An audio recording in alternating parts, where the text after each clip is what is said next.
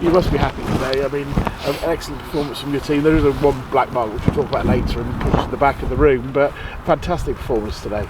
Yeah, we did well for long periods of the game. Obviously we started off really well, got in the 2 goals, 2 very well worked goals as well, which was good. Thought we had a little bit of a period where we went forward too early and our build-up play weren't great in the second part of the first half. But again, that's young players who got comfortable. They got comfortable knowing they got a 2-0 lead, and it was probably a little bit too easy for them at times. So concentration levels had to improve in the second half, and I thought they did.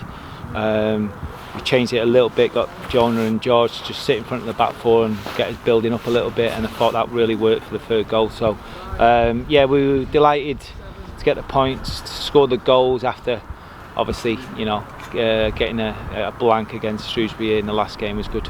Such a the first goal, if you're going to try and break a team down, who are going to come here, make it difficult for you, and there we are in the table. What a ball from James Jones to do it.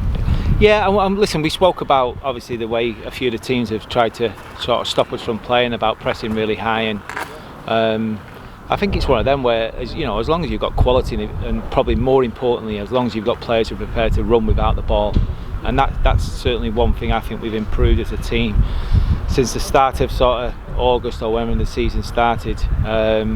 We've got players now prepared to run without the ball and not just constantly wanting to feet and playing in front of teams. Brinkett McGrandle's probably, most people would think, in your first choice in midfield. They're obviously out at the moment. For Remy to come in, play as well as I thought he did in sort of second half last week, and today getting his goal as well must be really pleasing for you.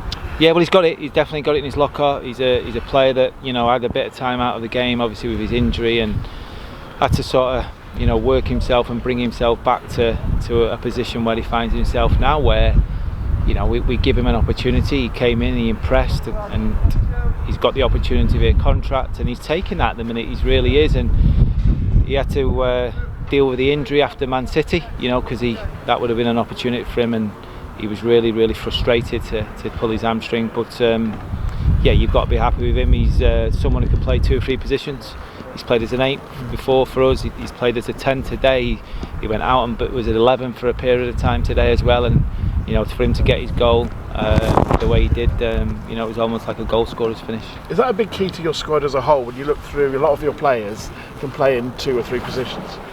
Yeah, but it's not luck. No, I appreciate that. We know we haven't got the money that the likes of Sunderland, Charlton, Portsmouth, Peterborough, this world have, so we have to be creative, and we have to bring players who are flexible and can play in various positions, and we've probably got about 6 or 7 players who are comfortable playing in 2 or 3 positions, and our captain today is obviously one of them, who's I thought was outstanding again today, and I can see him, and I knew he was going to be disappointed because Zach or Brennan didn't score that last goal, because he was probably wanting an assist. So it was controlled performance for us. I remember talking to people at the club, and when you were talking about signings in the summer, and you wouldn't say the names of this player. If we can get him, he's going to be amazing. He got another 2 goals today in Brennan, 4 in just 2 games.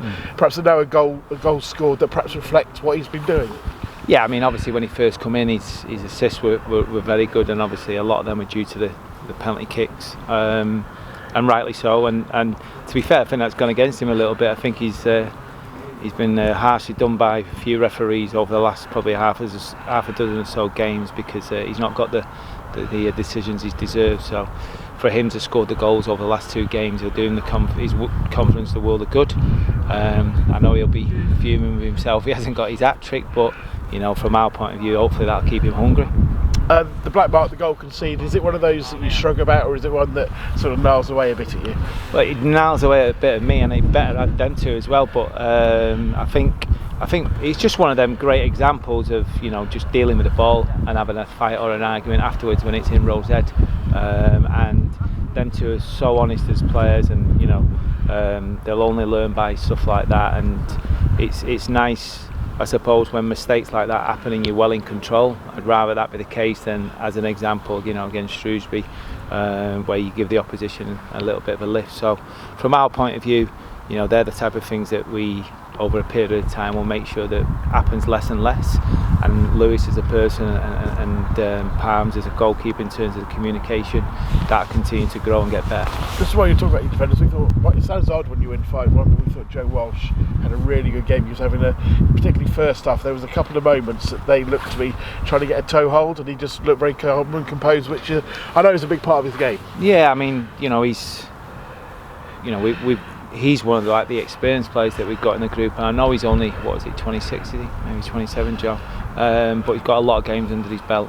So we haven't got the players of in the 30s who are experienced players. I know Bridge is the only one, but he's one that certainly when we need to dig in a little bit and build a little bit for 10 minutes, he's the one that can sort of bring that experience to the group and go, listen, come on, let's just keep the ball a little bit better than what we're doing, and then we move forward.